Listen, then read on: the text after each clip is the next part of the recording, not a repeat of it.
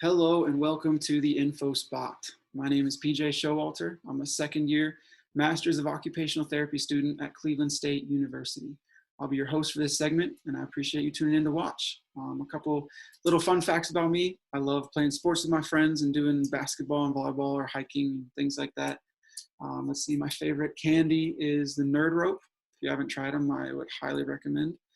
And my favorite animal is the okapi, the funky horse/zebra looking thing that lives in the African safari. Look it up. It's a real thing, I promise.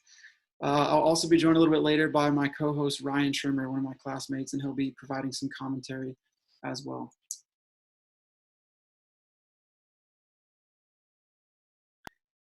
Occupational therapy is kind of hard to describe because it's all encompassing. It can be helpful in any part of life, but essentially the goal of occupational therapy is to help the client or patient engage in whatever they find most meaningful and most important to them as well as they can do it. So it can mean dealing with pain, it can mean dealing with sleep, it can mean fitting them to technology that enables them to do the best that they can do. It can mean helping someone learn how to dress more effectively, helping someone learn how to drive, helping someone learn how to cook.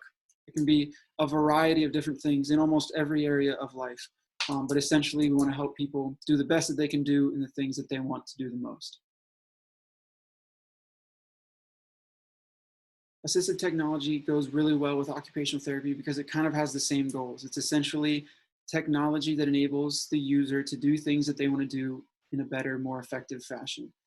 This can be wheelchairs. This can be an app on your phone. This can be a website that helps you organize your life. It can be a variety of different software or hardware technologies, but we'll kind of go through a top 10 lists today of things that I find to be some of the best assistive tech devices, apps, or websites that I've found. This segment is specifically geared towards student veterans, but I think it could be helpful to students in general or to people who are looking at different types of assistive technology in general. It's not limited to student veterans, but that is who this is geared towards and who I hope will find it the most helpful. Quickly before we get started, I just need to say a quick disclaimer. I'm not a healthcare professional.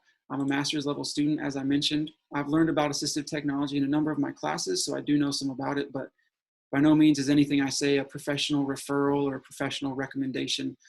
Everything I say in this segment will simply be my personal opinion about some of the best assistive tech that I've found in relation to student veterans. So take it or leave it. I think it's pretty great, but it's by no means a professional recommendation.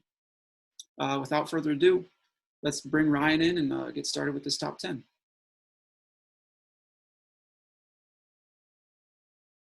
Hey everybody, my name is Ryan Trimmer and I am a student in the CSU OT program. A fun fact about myself is my favorite animal is a cheetah and I have a small cat of my own at home named Rory. Perfect. All right, so essentially what we're gonna do with Ryan as my co-host today is that I'm gonna be going through this top 10 list of assistive tech apps and websites and devices. And then after each one, he hasn't seen the list, I'll kind of get his opinion on them, get his reaction to them, and see what he thinks, whether he uses something similar or not. So I'm going to go ahead and bring up the first one and kind of show you where to find it. Number one, or I guess number 10, counting our way down, is called the Time Timer. So a quick description of this app. It's free, which is nice. Not all of the ones that I'll be showing you are free, but this one's free, and it essentially helps students see and understand the passage of time, helps them manage transitions successfully, and breaks down big tasks down into smaller, more manageable pieces of work. It gives the students a tool to manage their workload as well as helps them kind of visualize the passage of time and makes really large projects, especially a little more bearable. So Ryan, have you used anything like this or what do you think of this app? I personally have never used something like this for myself. I used to work with adolescents with autism and we used something pretty similar. Okay. We had a physical timer that looked like this, but basically having it in an app would be cool as well. But I agree, it helps to visualize the passage of time for sure. Yeah, I think this would honestly help me a lot. If I wasn't in my final week of classwork of school, I would probably do something like this because I feel like if you want to study for an hour, the last 20 minutes, you're kind of waning because you're not exactly sure when the hour is done. But if this kind of helps you see, it might help you kind of push through towards the end of it or whatever. So that'd be kind of nice. All right, on to number 9. We have flashcards, 2 different flashcard apps. This one costs a little bit, so it's not ideal, but it's only $4, and it's kind of one of the most extensive flashcard apps I've ever seen. It's called Flashcards Deluxe, and essentially you can do basically anything flashcard related with it. So you can create flashcards with question and answers, obviously. There's a lot of different modes. There's a text-to-speech mode in which it reads back to you the questions and answers, and I think there's like 18 different language options. There's a smart study mode, which focuses on the cards that you struggle with the most, that you kind of have an even understanding of all of your content. You can divide cards into different categories with one class, or different categories for different classes, or different categories for content themes or anything like that. They can be easily saved onto your phone or computer and then imported to other devices through Dropbox or Google Docs and anything like that. And even if you want to get it and don't want to make your own flashcards, there's a huge shared library of thousands of sets of cards that are already created that are free to access once you've bought the app. So that is Flashcards Deluxe. And then kind of a similar one, but slightly different, a little more simplified, is a free app called Voice Flashcards. And this one, you simply record yourself saying the question and then record yourself saying the answer. And then as you go back through your flashcards, they read back the questions and answers as you click on them in your own voice. So this would kind of help with taking the strain off your eyes if you're studying all day on a computer, or watching class, or reading all day on a computer. It can kind of be a more auditory stimulation for studying. Ryan, thoughts on this one? Yeah, so with flashcards, my experience is basically all virtual, so this would fit well with what I've done before. Mostly what I use is Quizlet, which I'm sure you're familiar with. Yeah. Some downfalls to that, I think, were that I didn't ever make my own flashcards on Quizlet. They were all made for me. And you did say that the first one actually had that feature of preloaded questions as well. But Yeah. I think it would be more helpful, more beneficial for my studying if I were to actually have made the flashcards. So I think Gotcha. that would, yeah, that would be helpful. Yeah, I agree. And this one gives you the option to both be more beneficial or be a little bit lazy, like I usually am with it too, which is great. Yeah. All right, on to the next one. We have an app called Soundnote. And this one is one of my favorites. I won't say which one is my favorite till the end probably, but this is one of the top ones for me. It is $5, but essentially what this does is it's a recording app to be used while you take notes. So it records audio while you're taking notes on your tablet or computer. And whether you're drawing sketches or typing words, all you have to do is tap the word or sketch that you drew or wrote, and Soundnote will play the audio from the lecture at the time that you sketched that sketch or wrote that word. So an example of this is if you're a student and you want to hear what the professor said but can't remember exactly what they said about a certain topic, you can go back in your notes and click on the words in your notes about that portion of the lecture, and it will play back the audio from that section of class when you were writing those notes. Or even if you fall asleep, you just click the last words that you wrote and that you wrote down as notes, and it'll start you where you drifted off, where you fell asleep, and then you can take notes on the rest of the lecture. Not that I'm condoning falling asleep in class, but it would be helpful for a variety of different things. And it's pretty cool how you can just jump back into specific spots. Ryan, have you ever used a note-taking thing like this at all? No, I haven't, but that's really cool that you can have that information. I know sometimes when you're writing things down, you're not multitasking can be hard, so you Yeah, may not be listening as well. So yeah, this one seems really cool to me. I like it a lot, cool. and I think it's definitely worth paying for technology like this. I think I'd assume there's probably like free ones that aren't as good, but I think with this technology, $5 is very fair. Yeah, I kind of thought the same thing. I think there are similar apps that do a similar thing, but the quality is so much worse, and it might throw you to the wrong part of the lecture or whatever. This one was by far the most highly rated one that I found. So And yeah, something else I thought of with like you mentioning like if you fall asleep, or it could be other things like if you potentially needed a break from class, like or something triggered you in class and needed to leave or something like that. yeah, You said there could be a lot of different uses. yeah, for sure.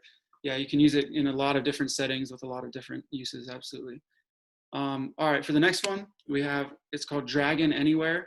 As you can see, this one is probably one of the most expensive things on this list, and I just included it because of its extremely high quality. It is $150 for a year-long subscription.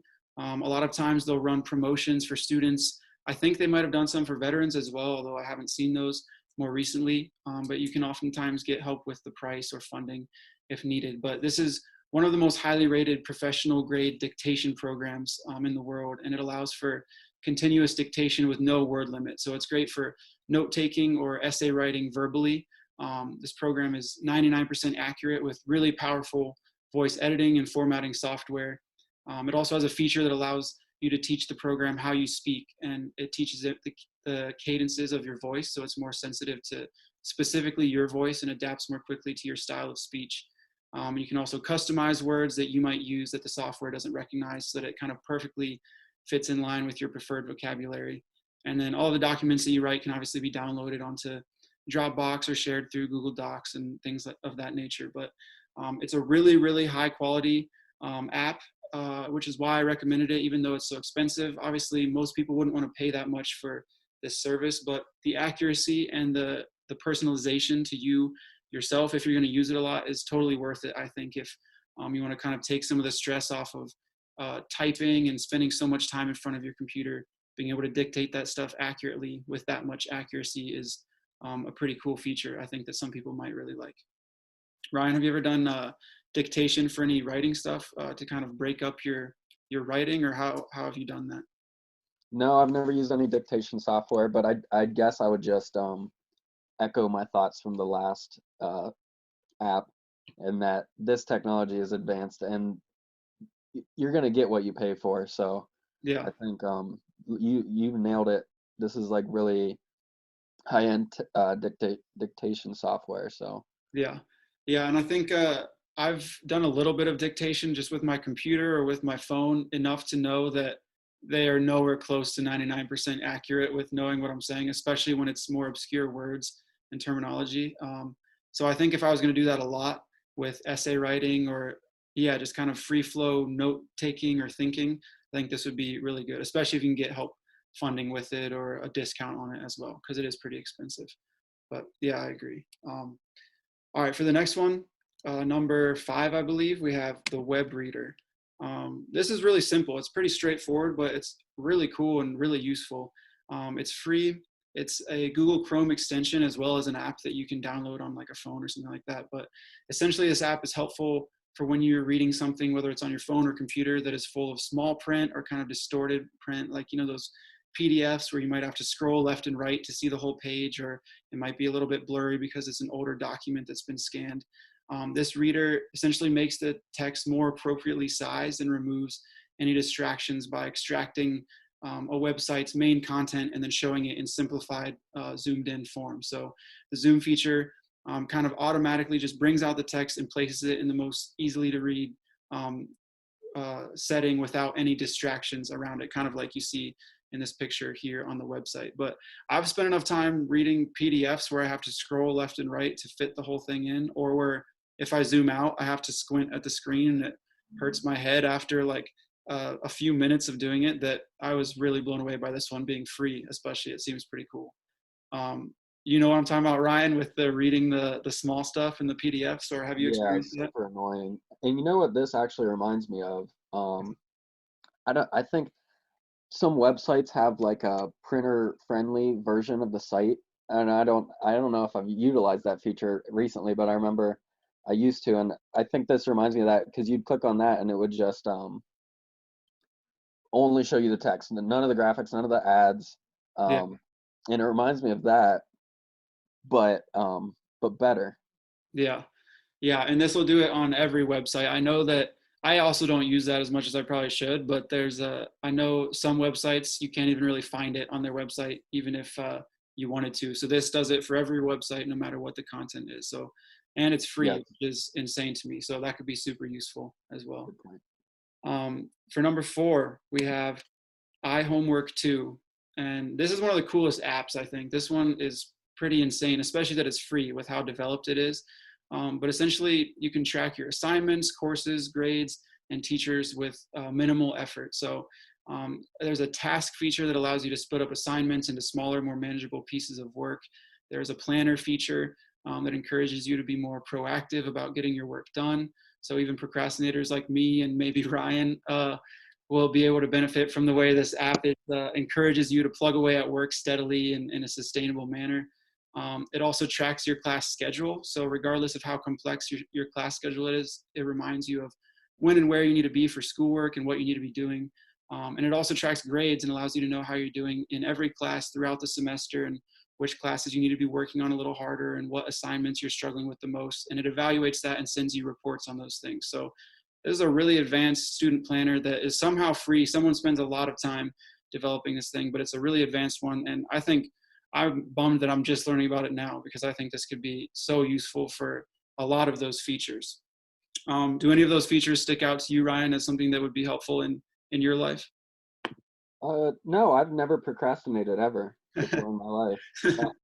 No, I think that a lot of the features of this app, I agree. I'm sad I'm just now learning about it, but I guess I kind of wonder. I wonder if, because you said it kind of reminds you of your class schedule. I wonder how it would do with like schedule changes or like like things coming up with this like outliers.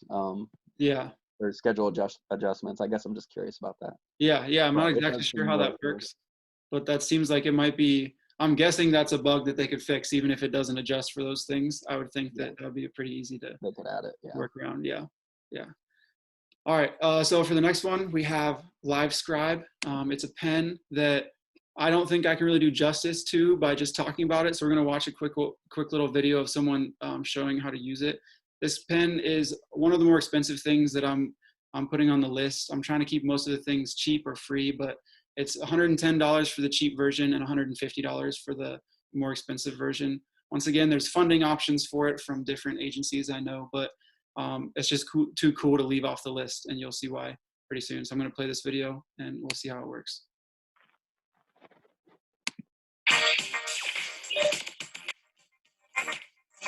Lots of apps and programs have tried to offer their solutions for note-taking, but the truth is nothing beats handwritten notes.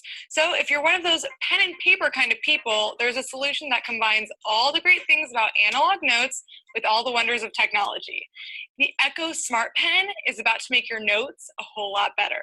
Here's how it works. When you take notes using the Echo and this special notebook paper, the pen makes a digital copy of the notes, which you can upload to a computer later, plus it records anything you hear or say while you write. First, I'll tap record here. Then, as I'm writing, the Smartpen records everything I'm saying as I write. When I'm done, I'll hit stop. And now if I tap that text that I just wrote, whatever was being said at the time will be played back. Then, as I'm writing, the Smartpen records everything I'm saying as I write. This is amazing for students who write notes during long lectures or when you're just jotting down notes during a meeting. So later on, you can play back your notes and jot any other info you might have missed. Now, I also mentioned that the Smartpen digitizes your notes. When you connect the pen to your computer and launch the Livescribe software, the notes and associated audio will be uploaded. Open up a page and you'll see your notes just as you wrote them. And if you were recording audio with those notes, clicking on a word will play back the synced audio. But still undecided about another campaign, he was avoiding such offers. In this software, you can also extract just the audio by heading to the Audio tab. All your recordings are listed here, which you can move to your desktop if you want. In the left sidebar is a list of all the cloud services you can sync your notes with. So if I use Evernote, I can right-click a note and select Send Page To. Then this window pops up where I can choose a file either with or without the audio. Then I'll hit Continue, and the page will be sent to my Evernote account, which I can view anywhere later on, including on my phone. So those are just the basics of the Echo Smart Pen. But now that you know how it works, let me show you a few tricks for taking great notes with this magical pen. All right, so that's kind of, as she said, just the basics. There's a lot more you can do with the pen. I think it's just absolutely bonkers. I didn't know a pen like that existed. And it reminds me kind of the Soundnote app, just way more advanced with the pen and how you can click back to the older notes. But it is handwriting. It's still using handwriting on a paper of sorts. But if you want to see more info on that, there's obviously this YouTube video about the Livescribe Echo Pen, and then we'll also have the links to all these things in the description of this video. Ryan, did you know anything like this existed, or have you ever used anything like this? No, but it is really crazy. I could see this being, I know some people really prefer handwriting notes and say they don't really get as much out of typing. I'm the opposite because I write so slow. So maybe not for me, but if you're one of those people who writes their notes and really enjoys doing it by hand, then yeah. I'm just curious how it works, like how it can record your, I don't know, is there like a camera on the front or something? I think there's a mic on the top of the pen that as you press record, it's recording from the pen to the paper. And yeah, I don't totally know how it works. When she goes into the more advanced things you can do with it too, there's way more settings you can get into that are just kind of mind blowing, that are so much more helpful, I would think, than just writing on a normal piece of paper with a normal pen. So maybe the note taking tool of the future, who knows? Yeah. But I thought that was way too cool to leave off the list, even though it is a little pricey. What was the price? I may have missed that. 110 for the cheaper one, and then 150 for, I think this one is the more advanced Echo Smart Pen is 150, I think. So still it's not as much as I honestly thought it might be with how advanced it is, but I would guess as it becomes more common, I could see this being in most classrooms eventually, and I would think it would be significantly cheaper as that technology gets more common. But yeah, very cool.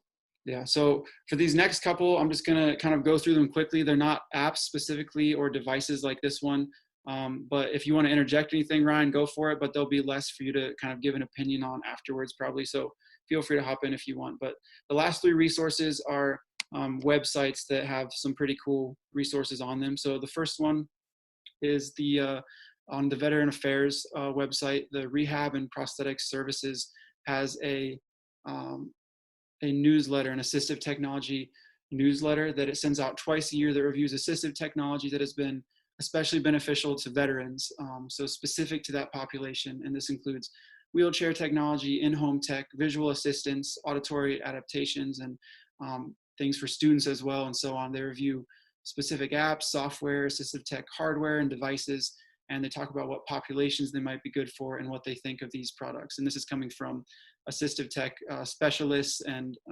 professionals. So this is a really cool newsletter that was not exactly easy to find, but I'll put this website in the description as well for you to look through. A lot of cool technology in these newsletters. And then next there's a website called Homecity, and this addresses home modifications and assistive technology ideas in relation to a variety of physical disabilities that are specific to disabled military veterans. So it includes things like tinnitus and hearing loss, visual impairments and migraines, PTSD, spinal cord injuries, and then lower and upper body amputations as well. It also discusses resources at the bottom of the page that can help fund the veterans who need to make home modifications as well. But yeah, there's a lot of really good ideas for both assistive tech and home modifications, as you can see, for these different categories. And it's pretty extensive and pretty in-depth. So this is a great resource as well. And then lastly, number one, these last three websites I included all in number one, and I'll just hit them really fast. None of them are assistive tech, but I felt like all of them are too helpful, especially if you're in the Cleveland area, a CSU student, or close by. They're too helpful to not include in this top 10 list. So the first of those would be the Cuyahoga County Veterans Service Commission and their services and their website. It's a really good resource locally in Cleveland for student veterans, and it helps veterans with financial assistance. As you can see, veterans, servants, officers, there's payment processing, they help find housing, they do all sorts of things in the county. So that would be a more local resource to look at. And then secondly, there's a group called Team Red, White, and Blue that is all across the country. And their mission is they're a health and wellness community of service members, veterans, and their families. And on their website, it says it's a group that is the antidote to social isolation and that they battle health challenges together through group activities on a local level. So despite being a huge group nationally, they work in local communities with local service members and veterans and their families to engage in activities and to get active and to be social. And both Ryan and I have worked with the local chapter in Cleveland and can vouch for just how great that they are. And I would highly recommend getting involved with them. And then lastly, CSU has a Veteran Student Success Program that is kind of the all-around program for student veterans. They can help with basically anything you need. There's people to talk to about school-related things, life-related things, assistive tech-related things. You can go to them and talk about socialization or basically anything you would need. You can go to them in person or call them, schedule a meeting with them, and they'll do their best to provide you with whatever you need, with a crew of people who work there that have a really great understanding of student veterans and what they're often going through. So that kind of rounds out the top 10. Ryan, one last question. Do you have a favorite one that sticks out in this top 10 list? I think I got to go with Livescribe. Yeah, But, I beat that one. I just think that it's super impressive technology. And like you said, I think for that technology, I mean, with Dragon Naturally Speaking is like a subscription service, but with the pen, that's a one-time thing. So you can have that to own for the rest of your life. I mean, Yeah. put it to use in various ways. Yeah, I agree. It's tough to beat that one. Either that one or the iHomework one, I think would have to be my favorite for students. But yeah, thank you for you who are watching. I hope some of this was helpful. I hope you can get some helpful ideas, whether you're a student or not, about assistive technology that could be helpful. I'd like to thank Ryan for taking the time to be here with me and to give his opinion on these apps and websites as well. And if there's any questions about them, feel free to reach out to the Veteran Student Success Program, and they can probably answer a lot of those. The links to all of these apps and websites and devices will be in the description of this video. From the info spot, I'm PJ, and this is Ryan. Thank you for watching. We'll see you next time.